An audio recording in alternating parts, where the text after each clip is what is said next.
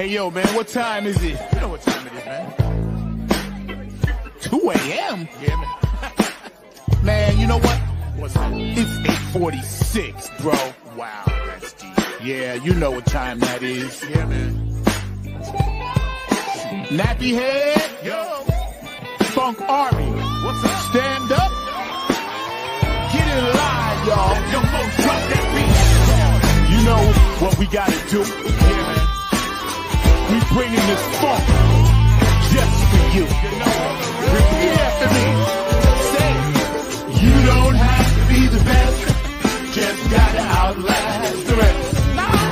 You don't have to be the best, You don't. just gotta outlast the rest. No, you don't. You don't have to be the best, just gotta outlast the rest.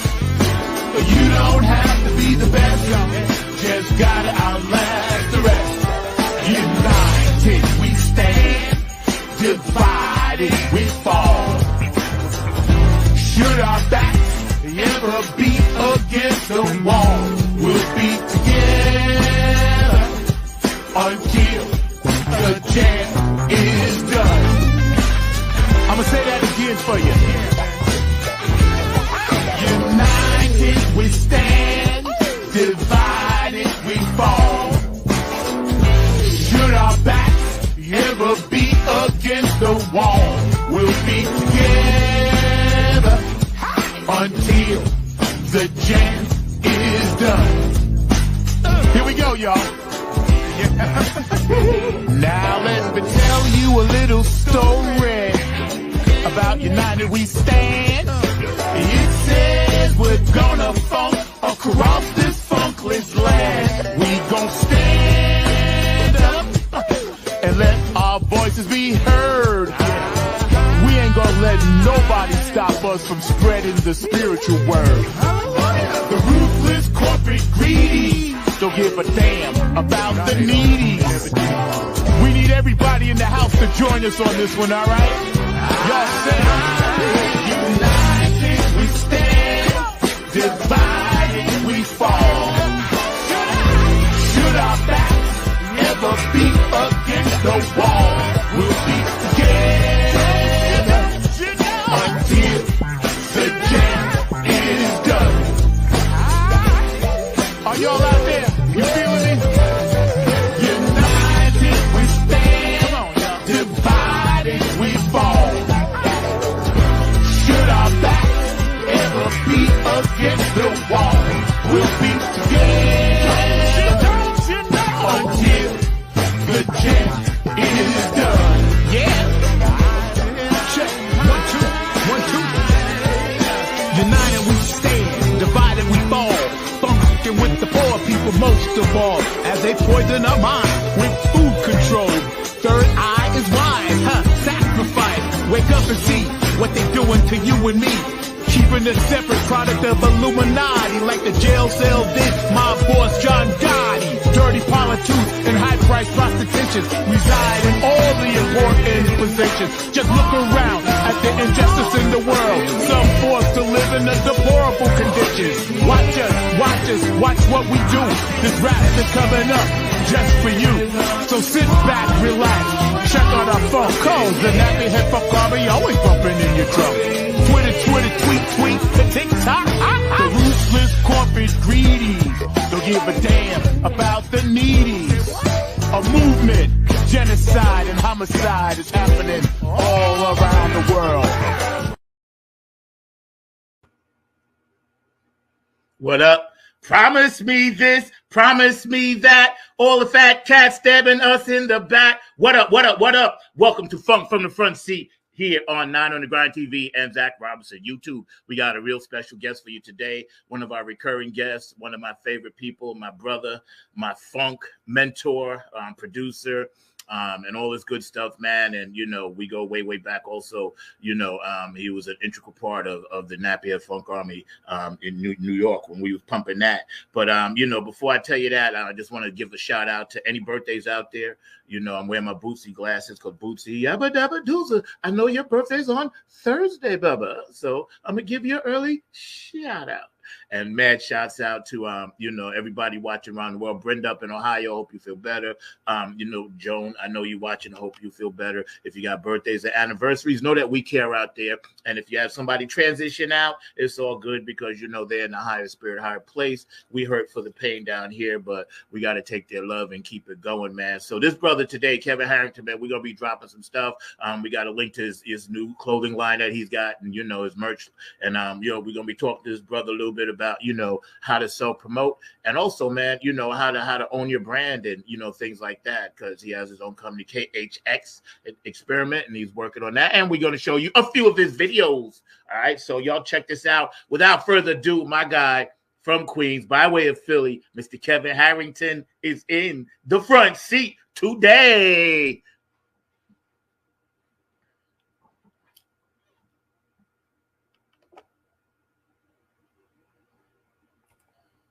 Yo. What up, man?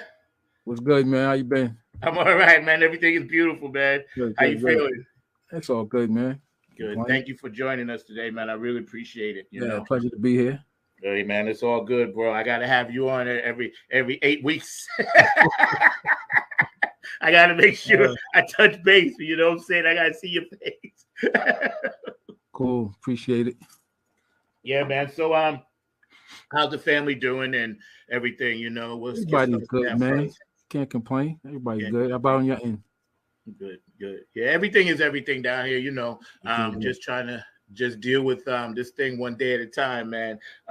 We got a lot to chop up today. We're going to get into some things, man. But before we do, I just want to give a shout out to somebody that shouted you out on Facebook. I don't know if you saw it, but Jeff gave you a shout out. Jeff Roberson. Oh, yeah. How's he doing, man? Oh, wow. Stuff. Yeah, so I figured I'd let you know because I know you're very busy. But blessings to him, man, on what he's doing. My God, yeah. He's nice. Yeah. See, and here's the thing, though. Like, him and I already been talking about another project between the three of us, too. Mm-hmm. So we got that. Yeah, man. We got that slated for 2024. Trust me. Nice.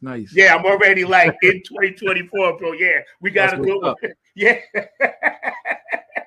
But yeah, man, this music thing, man, that we do, you've been doing it for a long time. So for my audience, my first time is that, don't really know who you are and, it's not familiar with all the things that you've done. Give us a little bit of a background on how you came up, where you came from, and how you got into this whole thing, man. Well, I'm from Jamaica, Queens, Funky for Jamaica. I'm sure everybody knows that song. I come from a church background, church family. I got into drums because I had an uncle in Georgia. I lived in Georgia for a year when I was in first grade. And he was on the drum line. So when I was starting first grade, he was actually graduating high school. So I got to see him play his senior year and watching practice and stuff like that. So that piqued my interest in drums. But it was years later until I got started because my younger uncle, his brother, got me into all the sports. So that kind of took the forefront. And when I got back to Queens, I had two drummers on my block. Richard Ruiz, who I would have to say is probably my mentor, and a drummer, Richard Currents, who was a little older. He was already on the pro level. So there was a band. He came out of Queens, Creative Funk. Yeah. They had a big record called Ready Made Family, which is like a classic. Yeah. Everybody knew them. Yeah. So, in Queens, we had nothing but bands. Every block had a band, maybe two. So, that's what got me started. I wanted to play drums. I come from a household of singers. I was the only one that played the instrument. Right. And drums at that, which ain't, quiet. Nothing quiet, right? Nothing quiet. But through years of that, the same getting in a band with two of my friends. One was Richard's brother, Victor, and a bass player friend of mine, Ronnie Harrison, who was a drummer himself. But we decided I was gonna play drums and he learned to play bass because we Okay. needed a bass player. Right. You know, pat on the back to him. He just said, Right. "Oh, okay, we need a bass player. All right, I'll learn." You know, and yeah, if you get a chance, check his episode out on my podcast. I will. I will. Yeah, it was a good one. And from there, man, just wanting to do it. Like I said, Rich was probably my biggest influence. I could, go sit and watch him play. One of the more important things he taught me was who to listen to. So, Yeah. I'm coming up, I'm listening to the radio. There's nothing wrong with that because that's where the pocket end came from. That's right. Listening, Funky George, name escapes me, the drummer from New Birth, Diamond from Ohio Players, just trying to mimic what was on the radio. And then Rich gave me my first Billy Cobham album, and that changed everything. Copy. That changed everything. Billy Cobham was either you want to be a drummer or you don't, because just the attempt at you, like, oh, most people go, well, forget it. If I can't sound like that, then leave it alone. But the fact that Rich was playing like that, Yeah. he was playing all that Cobham stuff. So I was like, I know, right? That's fascinating all the time. Right. That's what's doing it. Like, I want to do that. And he told me on Mile High Fish New Orchestra. Mind you, I'm 12. Right. So Mile High Fish, that took me even in a deeper place. I said, Mile High Vishnu, good Lord. And this was with Cobham when the first draft. Then even in Narada later on when they got bigger. And just so much, man. Return to Forever. All the groups. Mm-hmm. And it just became that. Besides starting to play in local bands around the way, we had a lot of cats. I think I met Omar at 15, Omar Hakeem, playing at they was having a thing in this Ajax Park with a bunch of bands. Right. He came and introduced himself to me. I had heard of him, but I had never met him. I used to see Marcus Miller playing at block parties, and once I got in this band with Warren McCrae, who was the MD for Tina Turner. Yeah. Right. So he comes from, the other side of Jamaica, and that's where Bernard Wright and all of them were. Yeah. All them cats. And yeah, man, it was a great time, man. Queens was a hotbed. We used to on Long Island be afraid. I wasn't, but most people was afraid to go to Queens because they just felt like the musicians were just more superior. And I used to try to tell them, well, yeah, that could be true too, but also I think they're just exposed to more urban. Whereas Long Island, it was more country. It was more like rock, Zeppelin, and Edgar Winter, and that's where yeah, you know what I'm saying? So with us out there discovering our mother's finest roots and stuff like that first, and then we brought that vibe to the city. But I was always anxious to go. I was fortunate because my dad was a minister. So in Long Island, we used to go to Church Central Islip. We used to go to Brooklyn, Queens, and everything. When you go somewhere else, you just want to just lay in the cut and see what the musicians are doing. Even as a kid, bro. And I said oh man, these guys are way much better than my church. Yeah. Because I was playing Herbie Hancock in church, and we were playing the straight four, My father wasn't a minister yet at that time, but later on he became one. But we was church hopping all the time. Excuse me one second. Yeah. Put on my light. Sorry. We was church hopping all the time. So yeah. I'd always pay attention to. It's funny though, in church I paid more attention to who was playing keyboards than I did the drummers. Really? Yeah, for some reason.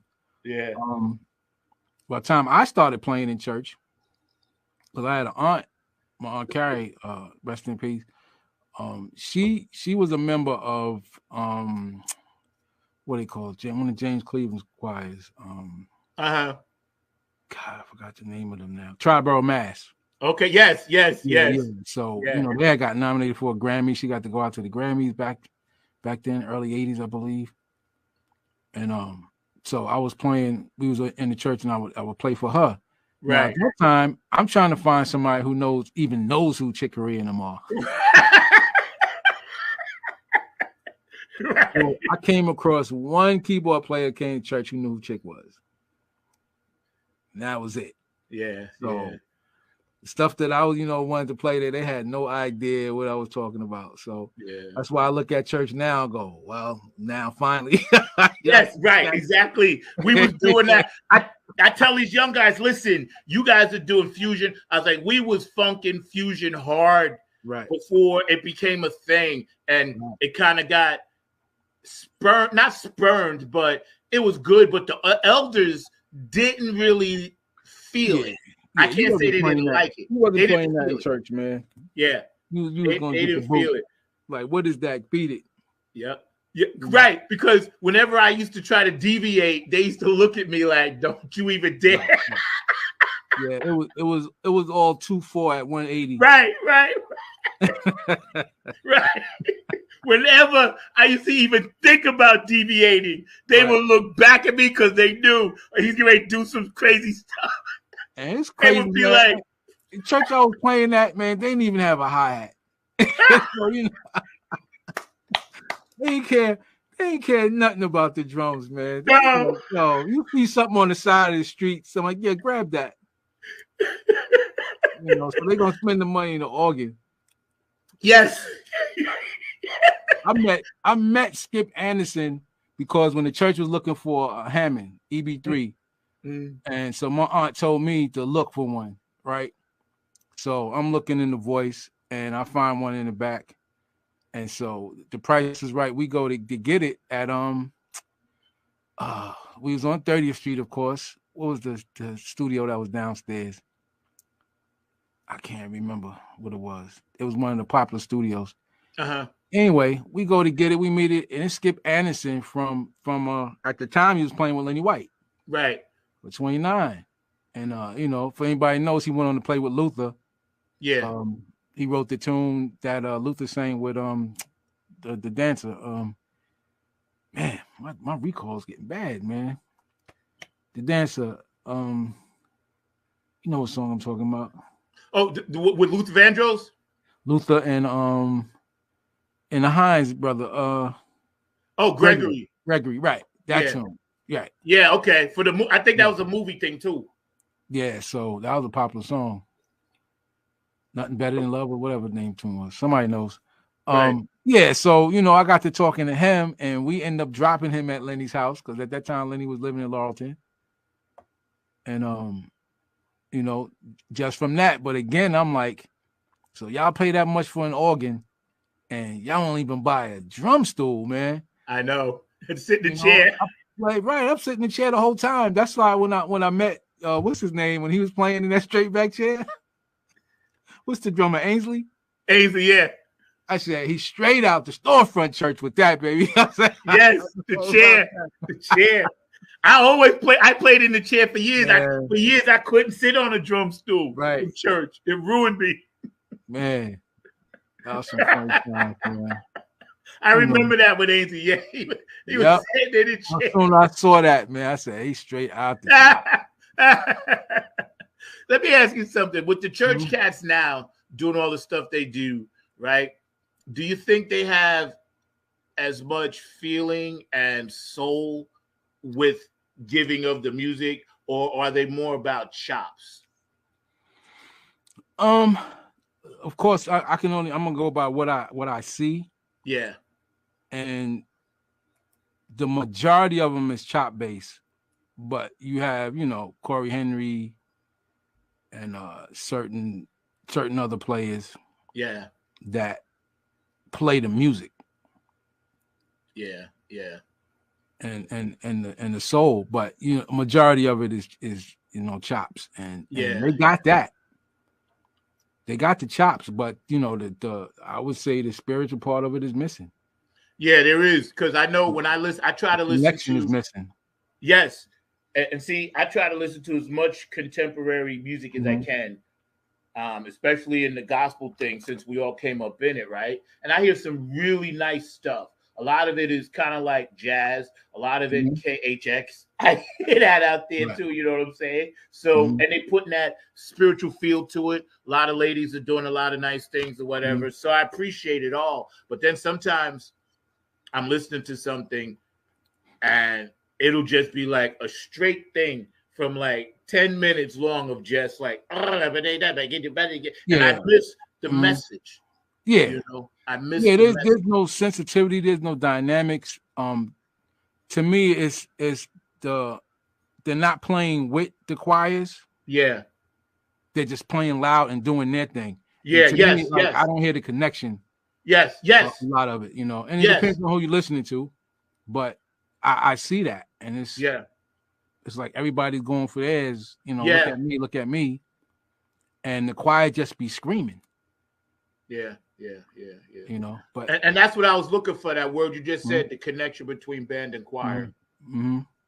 You know, my thing that I hear with a lot of them, I was like, so nobody cares anything about dynamics about, you know, it's like y'all do realize they trying to sing. Right. And you're playing as hard as you can. Yes. And to me, you're working way too hard because the music will carry you. And I try to tell young bucks, you know, like pull the reins back in, you know. That's the thing. But I think overall, you know, it's become that, because even the choir accepts that if it's not sounding loud, then they don't feel like they're doing anything. If it's not loud and just, you know, at times it sounds chaotic to me. That's just me. It's chaotic. I'm like, I can't. Yeah. I can't. I feel the same way. That's why I always try to, I guess, offer, suggestions and advice to a lot of people I see that's doing it like that, because, you know, I don't have to be in the physical building, but I do still have my ears, you know. Yeah. And even that is a certain approach. Yeah. To talk to them, you know, I don't knock them for what they're doing. It's like, yo, this y'all era, y'all do what y'all gonna do, but there's always an option, bro. And so just hear me out. Yeah. I'm not telling you to change. I'm just giving you, maybe, you know, try that and just see how you like it. If you don't, then you don't do it. But have an option. Don't always be on 10. Yeah. Right. Because then you got nowhere to go. Nowhere to go, man. And if you start out on 10, best believe by the time you're into like the second song, the band's ears are going to be shot on stage. And then not understand why a cat who plays pocket gets to work. Yeah. Yep. They looking for people to play behind them, not on top of them. That's right. You know? That's right. And there's groups, again, like you said, we came out the Fusion era. That was your job, playing in those units. Yep. That's what you're supposed to be doing. Yeah. But when you're playing behind singers, it's a whole different set of your chops. That's right. And even the fusion music had the FMPs where you listen to some of those subtleties. Exactly. It was dynamic. It still had an arrangement to it. That's right. Dynamic. And see, that's why you mentioned Billy Cobham and Lenny White and, you know, these great drummers, Chambers and all these guys, because that's why they could fluctuate and go from thing to thing to thing to thing. Right. Because it wasn't just their like, of course they got chops, baddest cats in the world. Right. But when you listen to Dennis, like you told me this, you turned me on to the Sugar Hill stuff. Mm-hmm. I didn't even know that. Yep. And Dave Weckl. Dave Weckl played him and the bass player. They did Natalie Cole's Inseparable album. Oh, yes. Joe Sample. Mm-hmm. So this is the same dude who also played on Madonna tracks. Just like Omar, straight pocket. Yep. Y'all know what he could do, but straight pocket. Yep. So when you listen to that, go, you would never know that was Weckl. That shows you how great he is. That's right. I play what the music is called for. Yep. And, you know, but again, you know, they doing their thing and it'll come, hopefully, you know. Yeah. But I mean, right now, that's the thing. Yeah. Because the same thing with the keyboard players. They playing 1,000 notes. But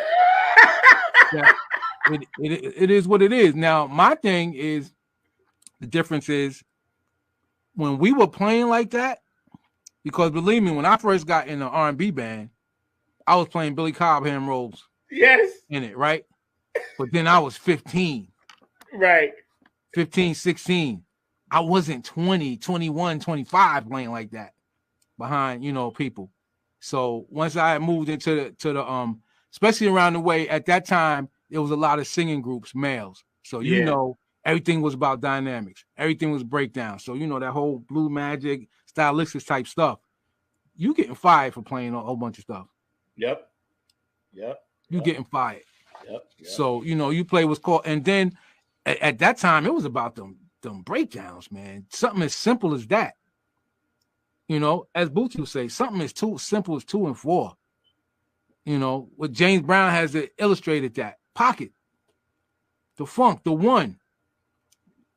You play anything more than that, then hit the door. I'm saying we listening to Stubblefield, man, and listening to that funk, that type of, you know, stuff they playing. And it's Pocket. That's right. That's right. You know, I want to give a quick shout out to appreciate it. James Jones and also Elizabeth watching in Ireland. I love you guys, man. I normally do my normal long thing, but I'm in the process of moving, so I got kind of things packed up a little bit, but the show must go on. We hanging out today on Funk from the Front Seat with my guy, my brother, man, from another mothership, Mr. Kevin Harrington, man. And we just sitting here vibing. We got a little time we're going to spend, and you know, we appreciate you guys. Stay active on the chat line. Go back and watch the show. My producer, Mr. Markley, I love you, brother. You know, you mentioned something before about cats that did different things like Weckl and this and that. And you had mentioned something to me before where, you know, you take an Anthony Jackson playing bass and, you know, him writing the OJ's, one of their biggest hits, For the Love of Money, right? And then also, you know, when you look at the stuff he did on the disco tune, I Will Survive, playing bass on that too. You know what I'm saying? He killed that. Hey, right. He killed it for sure. There's not a single double note in there that he played twice, and he proved it all the way. Yep. That he slaughtered it. Yeah, and what he did on Chaka's album. Yeah, I thought it brought a whole new thing now to R&B, and the bass players had to take notice. And I would say that's when cats realized I got to get a 5-string. Yes. Even though he was already playing a 6-string. Yes. You know, and a lot of cats just wasn't hip to that, but it's the way he was using it. Yeah. And so that's when people are like, oh, so I don't have to play a keyboard, get a 6-string bass. Yeah. And I can play that low end. Yeah. Because his grooves on that Chaka album, man, that's the tune that Ashford and Simpson wrote. Oh, Clouds? Clouds. Woo! I knew what you were talking about right away when you said after it says, gotta be Clouds. Clouds. And again, Steve Ferroni playing drums. Yes. Pocket for days. Yep. Pocket for days. Yep. I mean, I first heard him on the AWB Live album I had. Yeah. Steve Ferroni. Like, you know, for me, he was playing with them where he kept it interesting, but it was Pocket, and I was like, him and Harvey Mason. Yes. Yep. That was like, this is how you can keep yourself interested, keep it slick, but never disturb the groove. Yeah, exactly. See, and those cats, because they came out of that post James Brown on the One era, they still had that in them, which made for great recordings. Like if you go back and listen, anybody out there that's watching knows this, you go back and listen to the richness of those drum tracks, even going all the way back to the Motown stuff. You listen to that backbeat, the richness of what those cats was putting in, the George Clintons, the Bootsy, the Frankie Cash, and Jerome Braley, all of that funk stuff, and all of the stuff we just talked about. There was a richness there that a lot of young drummers today are seeking, but they're jumping over it. And I wish they would just kind of go back and just listen. Don't go back to try to learn first. First, just listen. Right. Listen to Sly, how his thing was. Listen to all these different pockets, and then start developing something different. Because right now we've hit the ceiling. There is nothing out there that I want to go buy or listen to. Right. Not even bands, not even bands. I mean, it's knowing your purpose of your part in the music. And again, because when we was coming up, we had a lot of teachers, and not directly, but to listen to. Yeah. And again, like making a record is a different part of your chops than live. Yeah. Yep. You know, it's that thing. So you want live to be another level, you know, but to make a record is something that's going to be, you hope for it be around for 50 years. Yeah, that's right. So it's That's important how you make the record. Yep. Yep. So, you know, and again, you know, people learn over time. Some people don't want to learn. I can't fault them with, you know, whatever's making them happy. That's right. That's right. You know. You got a nice compliment from Keith Jackson when he was listening. They played Dirty Vamp on P-Funk Radio. And he was like, wow, who's that on drums? And I was like, that's my guy, Kevin. Because you did it so slick, but it was so much power behind it and so much energy and so much stuff. But he was like, wow, y'all really put your foot into that. I was like, no, man, that's his drummer. Everybody else was just floating. That was Kevin doing that chops at the end. That was a great tune, man. That is still a good song. It is.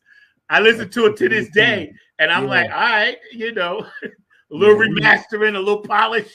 We hit that hard. We definitely hit that hard. Yeah. Shout out to Prez. But we hit that hard, Tanya. Yes.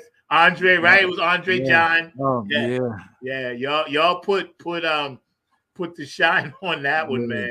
Dre put his foot in that solo. Yeah. Yes. Yeah.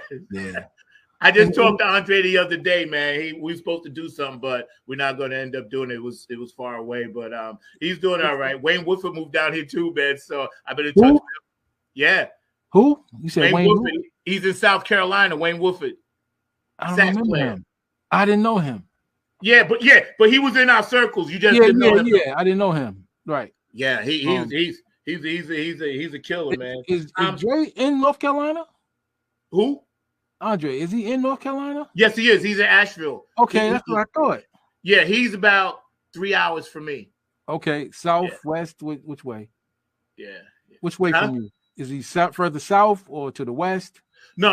Andre is towards Kentucky. He's up in Asheville, going towards Boone, up in the mountains. Okay. So I would guess that's like west. I guess that's northeast. Mm-hmm. Okay. Yeah. But he's chilling over there. I talk to him regularly. We stay up on it because he's working with some local people over there. Whatever. Yeah. I seen him posting. I would see Asheville at first. I thought maybe just went there for a gig, but then I was like, wow, he's been there a long time. Did he move? You know? Yeah. Him and his mom. Yeah, but he's doing good. He told me to tell you hello. He's doing good, man. Because I told him I was like, Kev's coming on. He's like, oh, make sure you shout him out. And Spacey T, that you never met, also admires your work. Cat from California, yeah, man. Spacey, he's insane, man. And you know, because I was turning him on to who did stuff, Revolution, this and that, and he heard that. He's like, wow, who did that? I was like, yo, that was done in Queens. My guy Kev did that, man. But yo, yeah, man, that's why we got to do part 2. Yeah, because I was in another space there. I never did that again, man. Nothing was coming. Like that was coming to me. It was like, okay, yeah. I felt totally honored that you guys even put it in that space. Yeah, you know? Man. And then to have Jeff come in and do what he did, you know, I got to have my cousins on point. Yeah, man. Yeah. Kayla, I remember she was little and I used to bring her to the studio, you know. Now she's 19, but I used to bring her. And she used to be just hanging out, 3 years old. You know what I'm saying? Ain't that crazy? Yeah, it is. It is. It's a blessing because I think about, you know, how many people that particular project has touched at a time when they needed it. You know, that's why periodically you see me drop it and put songs out and, you know, just let people know, hey, this ain't for me. This was for you guys. It always was for you guys. We didn't make this for us. We always made it for you guys. Always, man, you know. So we're hanging out with Kevin Harrington today, man. So what you got new in the KHX experiment? What's going on? Well, I mean, I'm working on my project, you know, among some other things. Working I'm part of what would you call it? Because you know I do licensing stuff myself. Yes. But I'm also part of another company. My friend Warren McCray and Trevor McGill have. Okay. So you know I submit stuff to that, and you know with the clothing line, I'm doing that. We're in negotiations now to maybe do a gospel project with a artist from here. And yeah, man, just always trying to, you know, do something. Yo, man, that's what's He's- up, man. he's- You inspire us, man. So by all means, keep doing it. And I was looking at this back, authentic technique, emotional feel, tone dynamics, rhythm, tempo. Oh yeah, space, yeah. crazy. That what's name shirt, yeah. Yeah, I love that, man. I saw Yeah. that. I was like, yo, that's pretty much says it all, man. Right. But congrats, because branching out and doing the licenses thing and making all of these beautiful merchandise pieces, individualized pieces for people, man, is definitely the wave of the future. And you've always been progressive anyway. So you've always had your ear. You're the first person that turned me on to Facebook when I was on MySpace. You told me, he's like, yo, man, this is who they call Facebook. And I was like, what are you talking about, Facebook? I was like, I was still trying to master MySpace, and I never forget it. I was living in Staten Island. You said, nah, man, forget that. In that Kevin kind of voice. He was like, nah, man, forget that. And I was like, okay, you've always been that for me and for everybody else. So that speaks volumes, man. That speaks volumes, bro. But I've been noticing with this new technology and this new way we have to sell music, merch, and everything else. I love the fact that you said we have to work together, because I wrote down some notes that you and I were talking about when we was prepping the show a couple of weeks ago. And we was talking about working together for the greater good of humanity. Give us a little insight on what you feel that means. To me, it's always having the positive in whatever we do. Is being positive, and that's not always easy. Me, that. We both know the low points that we've been in our life. Yeah. And sometimes the hardest thing you want to hear is somebody saying to stay positive. Yeah. Because it's not easy. Nah. It's not easy. And so the state of the world, it's not easy. All you gotta do is turn on the news and you'd be like, oh man, I don't even want to leave my house. Yeah. But again, I think the older I get, I don't want to say that is I'm desensitized, but in a sense, we've seen it. Yeah, that's right. We've seen it, So when I hear comments, and this is my personal thing, when I hear comments talking about, things are getting, the relations is getting worse, I'm like, I don't know what world was y'all living in. Worse. And you can tell me when there was the period of it being good, then we get from there. Right. Because us being older, us being kids during the civil rights era, I'm like, tell me when y'all talking about. Because I know it was only worse before me. Yeah. And so since I've been here, it's like systematically it's been done a certain way, but it's never went away. Yeah. So, and I got to say, we live in the age of distraction. Yes, we do. I even have that on the shirt. We live in the age of distraction. And marketing is the great brainwasher. That you're distracted to things that matter.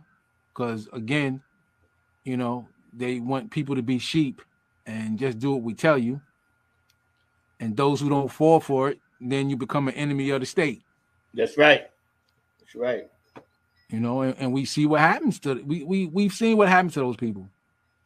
Now instead of giving you the bullet, it's more popular to ruin your character. Besmudge you. That's right. Because people, again, they such a follow the leader that they're gonna believe the bad thing first. Yep. I was watching it's a new show that came on in the this guy he's some type of profiler. Oh yeah, I know you talking about. Yeah. He the cop, they were talking about a case and the cop said, well, this case is closed. He confessed. and he said something very, which most people don't think about. He said, so if he had to say he didn't do it, would you believe him like you did because he confessed? She ain't had no answer. Of course, this is scripted, but that's true. Yes, right. That's right. So if I confess, you accepting all of that, because we know there's people that's coerced into confessing and didn't do it. That's right. But you take that, oh well, he confessed, so he did it. So if he had said he didn't do it, nah, we're gonna investigate this because we don't believe you. So why did you believe the fact that him saying I did it, opposed to if the same guy says I ain't do this? Yep. It's such a mindset. That's right. That's right. You said something interesting, because as a mindset, we are, when you mentioned like sheep, right? And the age of distraction, everything now. And like you said, getting older, you start to see this, that the spirit in you lets you see clearly the darkness and the light. And in this country and in this world right now, which has been foretold, is me and you come out of scripture, so it's not anything that we wasn't told already. That's right. Our grandparents have been saying it way back then, and we living in it. Yep. That's the thing. We are living it. And it's not weird, but it's just like, I'm like, well, I shouldn't be surprised. Right. And I'm not. I'm told. not. Right. I'm not surprised at anything, and you just see it coming. With the technology is distraction of what they're doing. Yep. People look at certain things as convenience. Yeah. It's like, really, you think that's convenient? Yo, I was laughing the other day because I remember I know we came up watching Super Friends. Yeah. There was an episode that they showed where computers was taking over everything. Yeah. So people were just sitting back in the chair, and the guy pulling the gas station, and the nozzle would come off by itself and put it in the car, and he was just sitting there doing nothing. And people thought that was great. Yeah. Like Twilight, they go in Twilight Zone. It was like, yeah, but they don't need you anymore. Yeah, that's right. Even they showed episodes like that where people were getting replaced. Obsolete. So here we are. Yep. Obsolete. I had a passenger the other day in my Uber car, this lady, and we was talking, right? And she was from like Iowa, I think. And we were talking about, cars and stuff, right? So I told her, I was like, I wouldn't want a car that takes over from me. I said, I don't want anything smarter than me trying to drive me around. Right. I said, right there off the bat, there's something wrong with that. I said, because now you're basically rendering my brain useless. And my brain then says, okay, well, you got time to do other things, but I don't want to do other things when I'm driving. I want to focus on the highway, right. Right. And these little things, they slip them in subtly here, subtly there. Exactly. And they push them off as convenience, though. Yes. Yep. This is the microwave age. Everybody just want, oh, great, I don't have to be doing this. I don't have to be doing that. To where it's like, you don't see that where you're not going to be needed at all, or they just going to be telling you what you're going to do. Yep. It's insane, man. You ever notice sometimes? That's right. You ever notice sometimes when you just trying to make a conversation or call or text, and Google will just open itself up and be like, "Bing," what you want? Yeah, it's listening to you the whole time. Yes, all the time. I'm like, why are you doing this to me? Right. So I didn't ask for you. Invading your privacy is being sold as convenience. Yep. That's right. Like, oh, so when you go online, things will pop up that it was like, okay, so how did it know that I was interested in looking for some new whatever? Yeah. I've been listening to you the whole time. Yep. Now, some people go, oh, man, that's fire. That's dope. Nah, man. So when you say something wrong or against somebody, they recording all of this. They got it. That's right. They got it. Technology is a tool like anything else, and we need it for certain things. And that's how it should be used. That's right. That's right. I don't know why. And there's something I want to get into you with too. I want to ask you a question about it. We're hanging out with Kevin Harrington today, man. This brother's amazing. Please follow his link tree down at the bottom. Check out his apparel line and his merch line, and everything that this brother's doing is dope. He's a reg on the show, man. So, shout him out on this beautiful Saturday afternoon. Funk from the Front Seat, 9 on the Grind TV. every Saturday at 12. When we look at like a lot of the technology that they're utilizing to, they claim, save the world, but yet we still, cancer we know is big business. We know, people going off the war, coming back with prosthetics, big business. Rehab, big business. They have all this stuff planned. How can we as artists bring light to this? It's interesting that you say that because I forgot what I was looking at. If we look at, I would say in our time, the 60s was all revolution. Yeah. All artists felt that they should be saying something in their songs.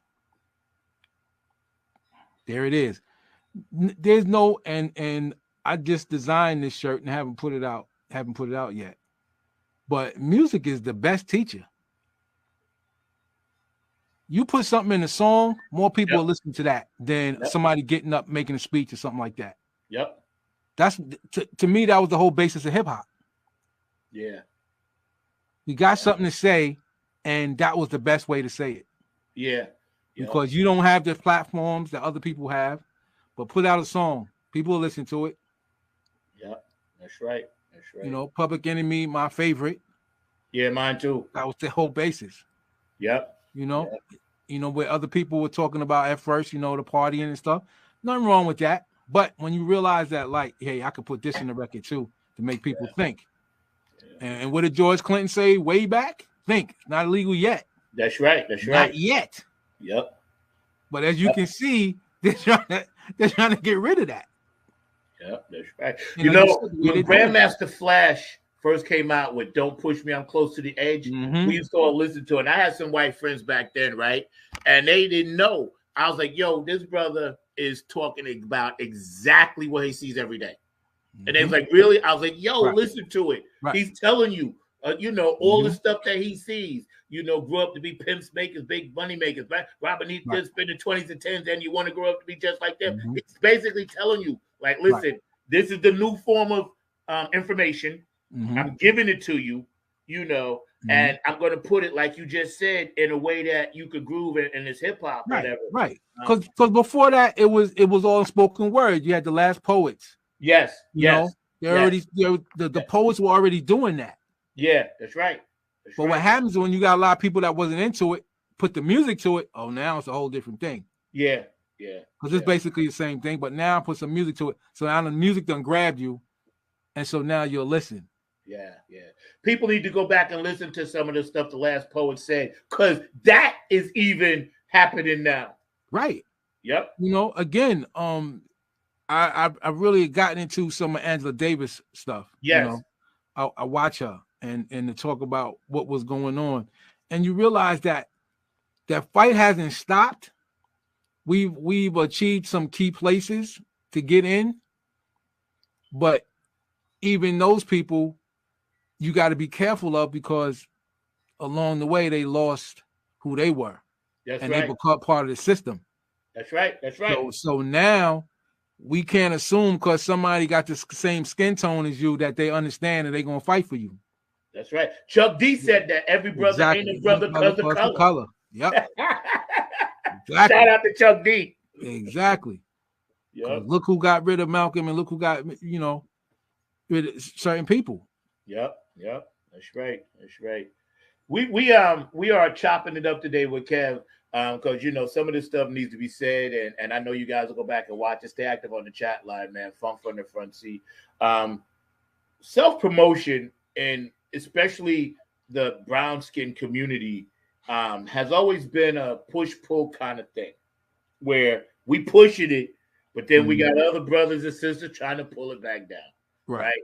So as an independent promoter, businessman, entrepreneur, what advice do you have for our young people trying to just cut out the outside noise?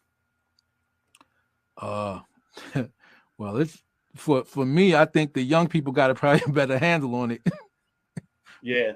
Because the one thing I do like is that once they get on that grind, that hustle, they go. Yeah. My thing is if they really educate themselves first about it, then they won't run into them same pitfalls other people do, because they have the drive. Yeah. To do it, which is very important. But why not have the drive and the knowledge to go with it?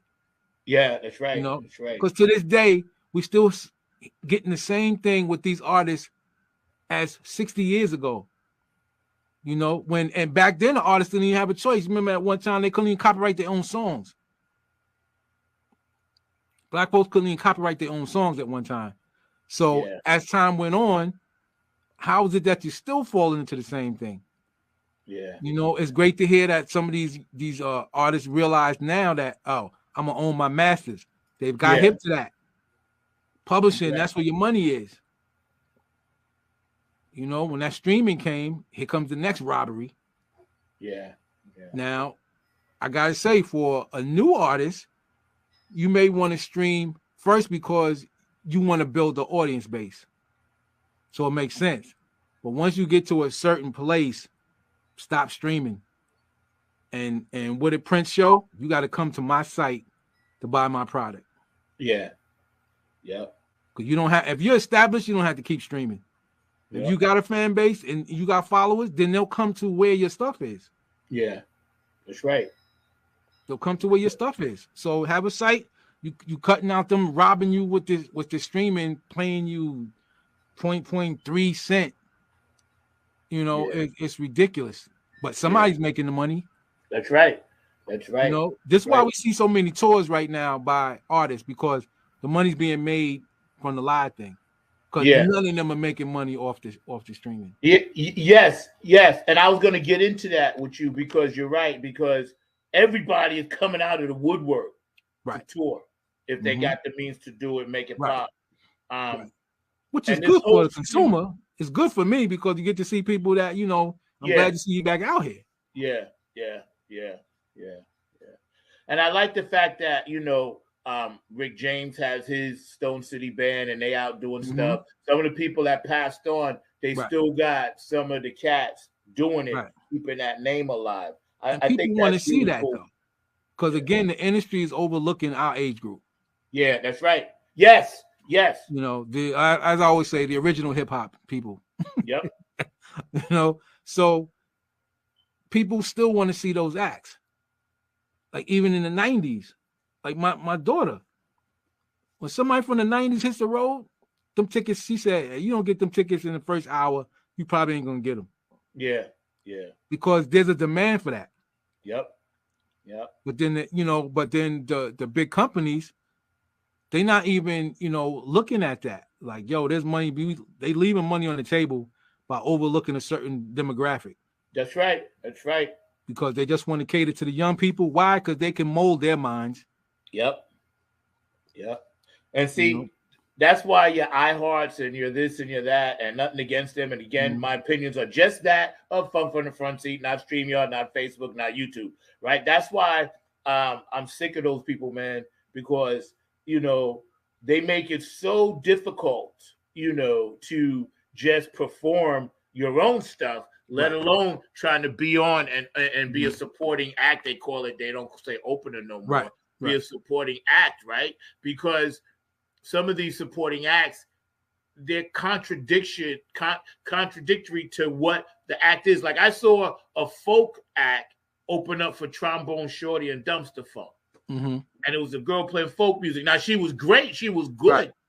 But just because she had a following in that area over here in North Carolina, they put her on to open, right? And I'm thinking, well, you didn't even, like you said, you didn't even look further than that. Right. There's other things that could have went on, to slide in that slot, including us, Right. But it's just bizarre, man. Like young people that are running these places don't see past 30. Right. And what you have to take into account, Zach, is so if you're a promoter, right? So now you're not looking at it from the music side. You're a promoter. You're looking at it strictly from the bottom line. Yep. That's it. What's going to sell? What's going to put money in my pocket? And that's an issue. Now, I can't blame a businessman. If you're in business, that's what you're in business for. Yeah. Again, these promoters are not the same as back when the promoters was about how great the music was, too. The music would sell itself. Yeah. Now it's just about who can I get to come. Yeah. So like you said, if I got to put this folk singer because she has a big following in this area, that's who they're gonna get because they're trying to make money. Yeah. Yeah. This is why everything has turned into a jazz festival, right? And you see maybe 2 jazz acts. And Right. that has to do with insurance. I found that Yeah. out from a promoter when I was on the road, and he was like, "Oh yeah, if it's a jazz festival, pays the lowest insurance. Nobody wants to say a hip hop festival. It's millions of dollars for insurance. Yeah. Yeah. So they Mindset. go, oh, Yeah. right. So they go, oh, it's a jazz fest. Make sure you put 2 jazz artists on there, and then you go, but everybody else in here is R&B, or Yeah. I ain't mad at that. But why is it called a jazz fest? Call it a music fest, and that's the behind the scenes things about that. They try not to pay a bunch of insurance as a promoter. That's right. Which and insurance actually went up even more because of the COVID thing now. Right. It's the one thing that we don't that I know of. I haven't heard of any fights breaking out at jazz shows. Nah. So that's True. why the insurance is. That's true low. though. It's a fact. That's what happens. Yep. At hip hop, they almost going. We know it's going to be a shooting. Oh, it's gonna be something happening. So right. Yeah. So that's an insurance thing from the promoter's side. So that's all they're trying to do.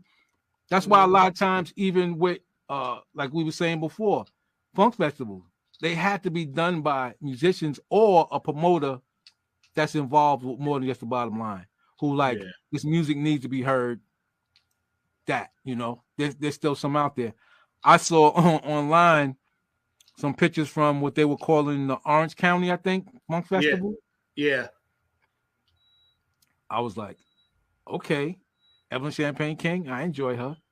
Climax, again, this is where we realize that the word funk has grown into something, like the size of jazz. Maybe not as big, but it's all different kinds of funk now.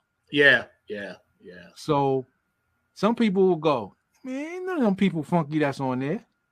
Yeah. But certain grooves can be funky because that's when we get into, the definition of the whole thing. Yeah. It's funny because this band out of Atlanta, Funk You, they come through here, they'll do the link or whatever, and they down there and they tour Motet. And these guys that were listening to a lot of Herbie and Fusion and Chick Corea stuff have now crossed that over with their own progressive kind of whatever they're learning coming out of college kind of thing. And they're playing funk-ish stuff. Right. But it's not funky, but they don't even have a category for when they go out, but yet they still getting the work because of their skin color. And this is what be pissing me off because they're not even the promoters know, like you said, okay, if we put these white guys up there, they may not be playing as funky or whatever, but we feel there'll be less of a chance of violence. And see, that's so discriminatory against acts that really want to get out there and pop, Yeah. But that's Louis Armstrong and them, and then Dixieland came. Why? Because y'all couldn't play what they were playing. Right. So we'll call what we do something else. He said Dixieland. You're right, no. Do something else. You know that you see they never mess with bebop. That's right. We're not gonna try to do something else. Like either you can play it or you can't. Right. That's true though, man. Go ahead. It's what that's what happens, and that's the system. And at times it's like it's not right, but then you just gotta go, what can we do ourselves? Yeah. Because you can't always like, hey, if that's what they want to do and that's what they want to do, we got to be self-sufficient on our own end. That's right. That's right. And our people have always done that. Yeah. You had that discussion about the funk world coming together, building some type of alliance to help each other. Yeah. I just think there has to be that parent company, and then everything else you have to put on your old show. Like I always said, what Sinbad was doing to me was it. Yeah. That was it. He ain't getting no help though. Yeah. That should have never went away. But to me, that was the prototype. Yeah. And he could do that every year, then it can be done. Yep, that's right. That's right. And we have enough black dollars. I'm sick of people saying there's no black money. That's not true. Black folks get richer every year. Yep. You know, it's just the mind focus on what they want to do is just getting that right connection. What you're doing, being a ambassador with Bootsy and his wife. I just think sometimes like people like him would have to go to the table and to say like a Bob Johnson, and not even somebody there, but somebody with some money, a ball player that, I came up on this with my parents. Sometimes you just gotta find them because they got the money. Yeah, exactly. They want to do that. Exactly. Because like you said, we still here. Our generation, it's not like it used to be. We are all living prosperously in our spirit longer because times, health is better, this is better, that's better, whatever, right? I'm not saying it's better spiritually, but so they forgot there's not even any radio stations for us to listen to. Right. Even on satellite, they'll be playing P-Funk or Bootsy or Dumpster Funk or, Roger Troutman or Bernard Wright or whoever, and they'll be calling it soul. Right. You know what I'm saying? And I'm like, Jesus Christ, even in the internet world, you can't even give what it is it's due. Right. This is why I constantly pump Tom Brown. He's a nice guy. I met him down here. I constantly try to pump people like Bernard Wright. I constantly push that stuff out there, to people because I want them to know, listen, there's a whole nother category of music you guys ain't even listening to that you need to hear. If you say you like music. Right. You know what I'm saying?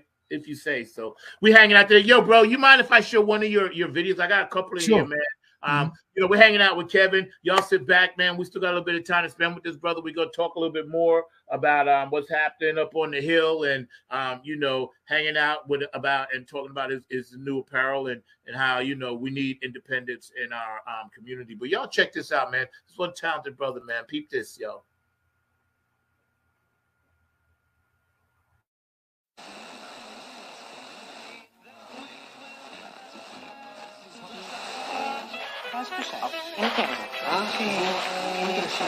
Hey, thanks for joining us.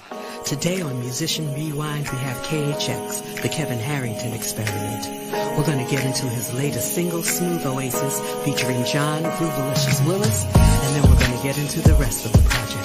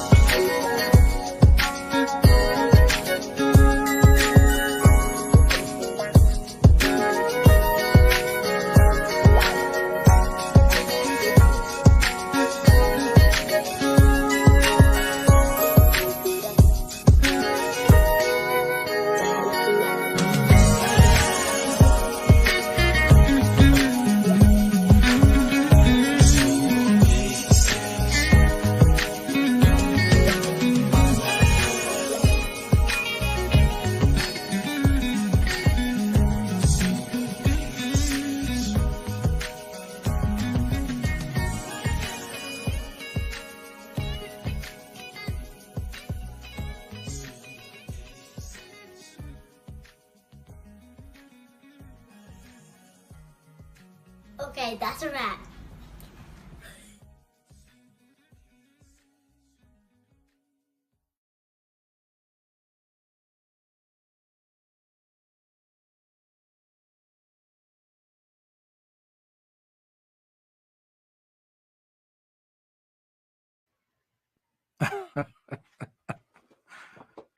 I forget. That's at the end, yo. Yeah. Kudos, man. Kudos, Yeah, man. she's at the end of my next one. I love that. Just because it's with her, she's interested, and I bought her a keyboard and stuff, and so that's become my thing. And in my videos, she'll always be doing that, and you'll see the growth because she's older now. So people always also see how she's getting older. So she'll always be saying that it's a wrap. That's my thing for my videos. Yo, I love that, man. Yo, I love it. Yo, that is so slick. So tell us a little bit about that concept before we get back into the other clothing thing. But when you were making that, thinking about that music and putting it together, what did you really want to do? Because to me, it's amazing. I sit back and watch it every now and then, and to see groove in there, So, when I do my thing, so Kevin Herring Experiment is just what it is. There'll be different styles of music. So, I'm always going to be featuring somebody. It's more so that. So, of course, with John, because like even with John, right? So people that know that we play with Nappy Head, and you heard John, but then probably wouldn't expect John to be smooth like that. Yeah. Even when you listen to his project. I told him, I said, wow, people be surprised that you can be as raunchy as you are and then being smooth as you are. Yeah. And again, because when we came up in music, we was listening to everything. That's right. I didn't want to do just the one thing. So I've always, lean that way. But again, doing your project showed my other thing. When we was doing that was funk based. Yeah. I haven't even gotten to that with me. Only now, here's the other thing. I know we haven't gotten to it yet. As far as promoting your stuff. Yeah. So being experimental, I'm like, okay, I want to do whatever kind of music I want to do. But here where the roadblock came. When you're trying to promote it to stations, here comes the lanes. Right. Like, they're not going to take that whole thing. Oh, no, we only play R&B. Oh, no, we only play smooth jazz. And so, you got this other stuff on there. So now I can't send the whole thing. Yeah. To one station. Yeah. So now that's where it started getting split up. And then I realized that, okay, so they're showing me that my next project, I'm going to have to do smooth jazz, the whole thing. Yeah. I'm going to have to do funk, the whole thing. I'm going to have to do whatever, the whole thing to get it, because they just will not take it. Them days of those stations is over. Yeah. They want it to be, whatever it is that they do. To where, again, when we was coming up, radio play, whatever was good music. Yeah, it was all, yes, exactly. That was the whole purpose of listening to the radio, to hear something new. That's where you heard all your new. First time I heard. It was good for us. I'm glad that was going on in our time. Yep, me too. Because that exposed me to all kinds of music. Yep. I listened to classical. Me too. Everything.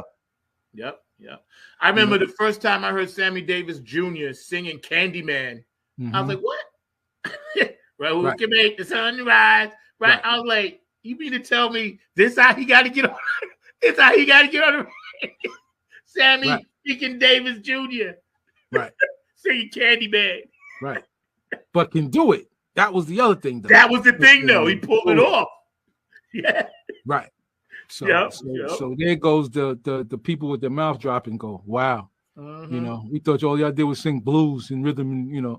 Yep. And perfect example. Remember Elvis Presley came out with that song "In the Ghetto." You know what I'm saying? Now, how the hell you Elvis? Come on now. But he pulled it off because he was good. But again, he was singing about the ghetto, and even if black people was like, okay, the song pretty good. It got some. It made me feel a certain way. But I'm like, you know what I'm saying? Yeah, yeah. But you know, even on the just on the fact of the word ghetto, it depends on the world where you are, because everybody don't look like us in the ghetto. So that's right. You know, you can go to certain places and they're gonna whatever the majority of people look like. There's gonna be a ghetto area. That's right. That's right. And you know what? I was just thinking about this the other day, and this is totally off the subject. But when I watch all these shows, and nothing against Tyler Perry and this and that and BT, because I know they're doing what they do. But I'm like, I told somebody, we was talking about it in the car, and I was like, that ain't no proper representation of black people. I'll tell you right now, it's not. And they pushing that narrative. Well, let's understand BT is not owned by us. So that's what people need to understand. Bob Johnson showed that, Unitel had this, so the people who own MTV own that. Yep. So we ain't getting to pick with the narrative. We ain't getting to pick the narrative. Like, I don't know black people that dress like that. I don't know black people that talk like that. And we definitely don't spend hours and hours in the house fighting each other over BS. Exactly. So why you think that? Why you pushing that narrative? Right. It's crazy, man. It's crazy. Again, that definitely goes to what Malcolm always said. You got to have your own. You have to. Yep. And every other group does. Yep. Every other group does. Telemundo, NBC. Right. But who is that? So they get to do their own thing. Yeah, right.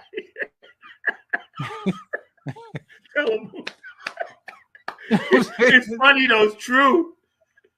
It's true. It's true. Sábado y Domingo. They had that a long time ago. How come that they didn't want Bill Cosby to buy NBC? You know why? Yeah. Yep. It would have been the dominating network. Yeah. Can't have that. Yeah. Can't have that. So, what's my man? Byron. Oh yes, Byron Allen. Byron right? Allen. Yes. He's doing the right thing. Yeah. Because it comes a time you got to stop talking about, I want to sit at the table. Make your own table with excellent carpenters.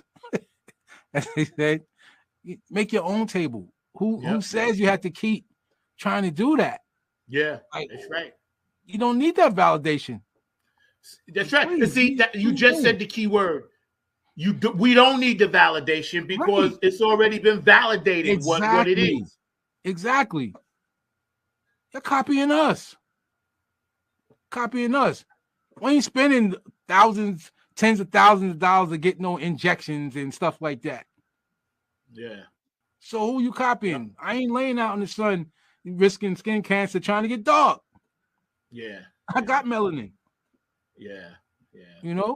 And see, and the crazy part is the government, these crazy people, prostitutes and high-priced prostitution got people convinced that we have to constantly fight each other and hate each other just so they can continue to steal more. And then half the time we're doing stuff to ourselves and don't realize it. But that's what I'm saying. Distraction. Yep. So if people go back through history and they'll see that what any system doesn't want is the people unite. You don't, because first of all, there's poor people in every color of the rainbow. Yeah. What they don't want is for them to get together and realize, hey, I don't have a problem with you. Guess who's telling us that we should have the problem? That's right. That's when the issues come. Yep. When they used to say all power to the people, all power to the people, not just power to the people, all power to the people. And when you start seeing them groups get together in the 60s and going, yo, we've been duped. They've been telling me certain things about you, but now I'm realizing that y'all not the issue. Y'all not the problem. We all paying taxes, and look what they doing with it. So they want me to blame you for the way things is going. Really? I ain't taking money from you before you even see it. That's right. They're trying to tell me, oh, well, you're on the system. First of all, everybody on the Hill is on the system. What are you talking about? Right. They're getting paid through your tax money. Yep. So, you know, Yep. like you said, that's been the issue. So as long as they can keep people fighting, they can keep doing what they're doing. But anytime they see a powerful voice come to unite, gotta go. That person gotta go. And we've seen that through history. Yep. And I'm praying this time around. I was just gonna say, I didn't mean to cut you up, but I'm praying this time around when we see what's getting ready to happen again, what just happened 3.5 years ago, whatever, right? I really pray and hope that people have heeded the warning and the lessons. Like, don't get caught up into trying to hurt people, intimidate people, scare people. Just let the thing play out, because it's going to play out like it's supposed to anyway. Because we don't really, there's no way somebody that's 75 years old that's been in Washington, D.C. for 55 plus years can relate to me. And they got millions and I'm working with hundreds. You know what I'm saying? Right. It can't be done. Right. And like George Carlin said, we were never part of the game. He said that as common, never part of the game. Now, because of guys like you and things that we're trying to do, and you know, your company and things that I'm trying to do, whatever, hopefully people can watch some of this stuff and be like, okay, if they need that little push, here's your little push. Just do it. You know, because I can tell you, I talked to this brother before this thing even started 4 years ago, about I wanted to do something. Him and I talked in the car about it, and we talked about it for months before I even brought it to Mark, you know, about just trying to bring this whole funk thing together. So God make that a reality. So anything you set your mind to, trust me, you can do it. You can do it, man. Yeah. It's not always easy, and it's going to be some pushback, but like I always said to you though, there's some people somewhere else trying to do the same thing. And if everybody can find each other, there's more strength in the unity. You pool your resources and stuff like that, because when you're separated, then you know you're going on what you have. You know, there's no way we're the only ones trying to do this. And but that's the thing, everybody's all spread out. That's why. Yeah. I know Bootsy just put a video out that I copied and pasted to my page. If you guys want to watch that, it's really cool. It's about like 2-3 minutes, but he was just talking about the genesis of the mothership and what actually it was purposely for. Because the reason he said George did that, because he wanted everybody, all those groups, to spread out and just go. That was the purpose. That Bootsy broke it down like that, and now that it's still teetering, you know. And don't forget, shout out Tony Cam and Funk All Stars. We play New Year's Eve up in Virginia somewhere, so I'll be with them. But now that we're at this point where you could be in one state, I can be in another, and we can use all this technology that we've had for the past 30 years and really make it work. I really want other people to get the idea of tribe, because I think, in my opinion, that's what we're missing, is the tribe. You know, it's the like, okay, I can do this and you can do that, so let's switch off and trade, you know, instead of bringing in an outside force. What are your thoughts on that? What you're saying makes perfect sense. That's what you do. I mean, at one time, people wasn't using money. That's what they were doing. I got this skill, you got this skill. I'll do this for you, you do this for me. You know, that's to me, that's what the working together, you know, thing is for the common cause. You know, and I mean, this is where, I mean, with technology, you can reach the globe. So that's the good thing. With the push of a button, that's the good thing. So, you know, a lot of things, like you'll see all these people come on and I can tell you how to do this, I can tell you how to do all of that. And it was like, yeah, I think if you could, you wouldn't be on here trying to help nobody, but you know, that's just me. The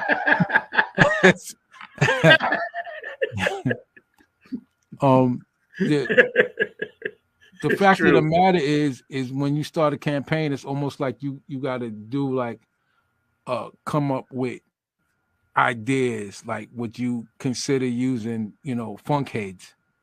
You make that a movement. You know what I'm saying? And this is for people who listen to the music, because that's really who you're going to need the support from. The people who listen to it. So if that was the thing, the funk heads of the world, then that's who you want to reach out to, because if you could grab new people, that'd be great. But we already know who's out here. again, because we still here, you know, it was my sister, you know, God bless her, rest in peace, who turned me on to Parliament.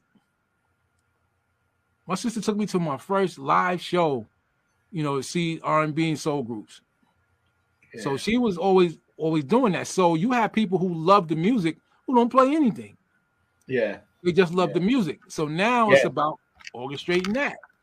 Yeah. Again, this is where I go back to Sinbad. He was doing it. So people were like, yeah. So people who love that music were going to that.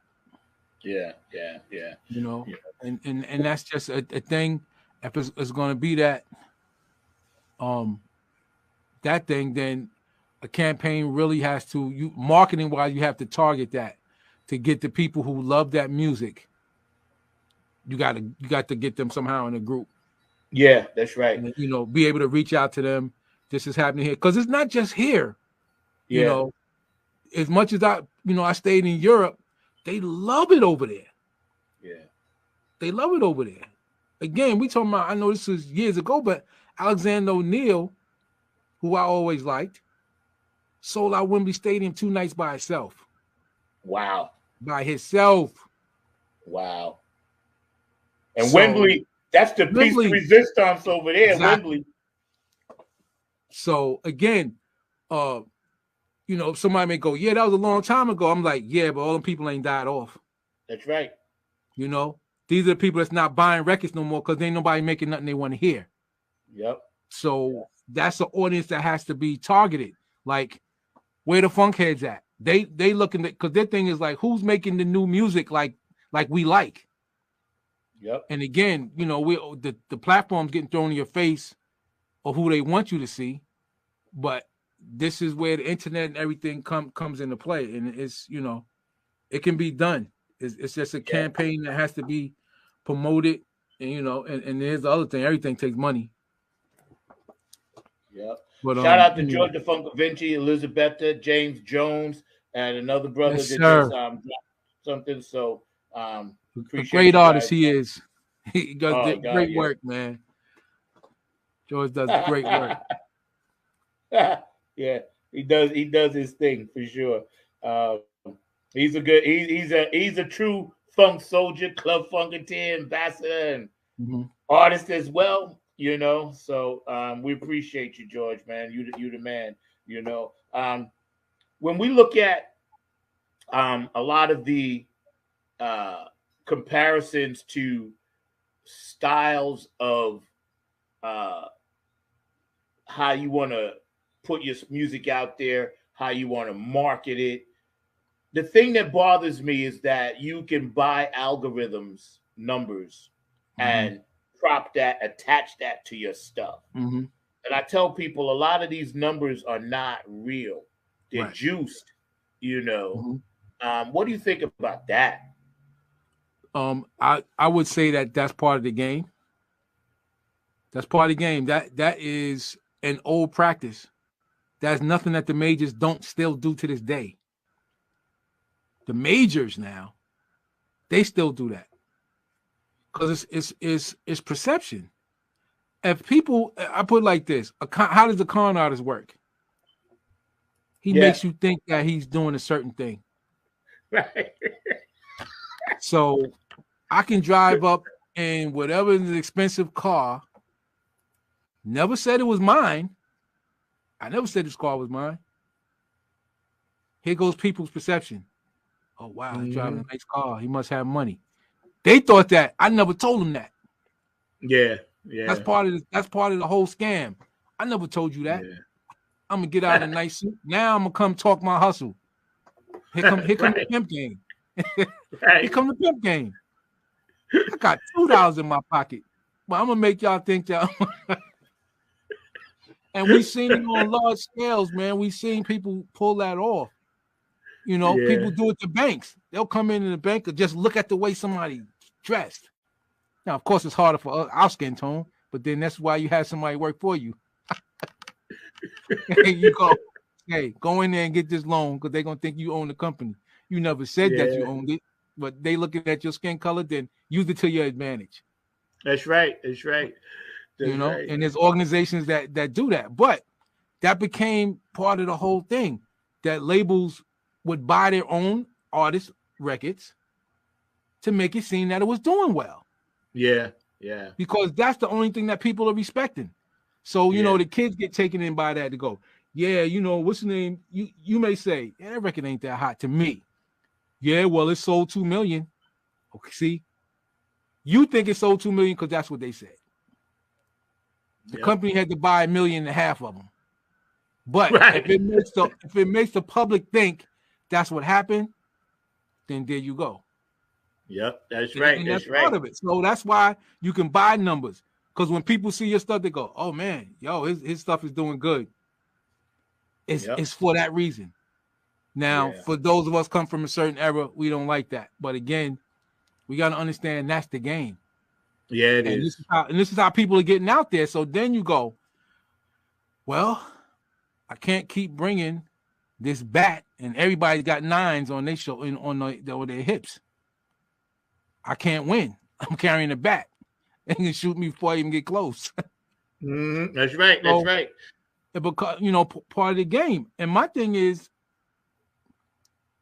people got to do what they got to do. And I think sometimes as musicians, when we come from, is why we get left in a certain area, because we're not willing to play that game. Yeah. You know, but at the same time, we can't complain that some no talented dude is doing this and now he's on TV and blah, blah, blah. Why? Because they're willing to do whatever. You know, they don't have that, you know, I'm not a good musician, I'm not a good bass player or whatever it is. However, I'm gonna make somebody think that I am. Yeah. Because with all this technology out here, I don't play half the instruments. You know, I play them good enough that I know what I want to hear. But I'm no superb, you know, instrument on nothing else. And you like you said, it's a tool, so you use it to your advantage. And that's just something that they started, where people could buy numbers. Back in the 80s, we had a producer hit me and my partner to this. He said, hey, he said, if you got the money, he said, your tune could come out at number 5 with a bullet, if that's where you want it to be. Yeah. And when he told me that, I realized the whole thing is it's just a game.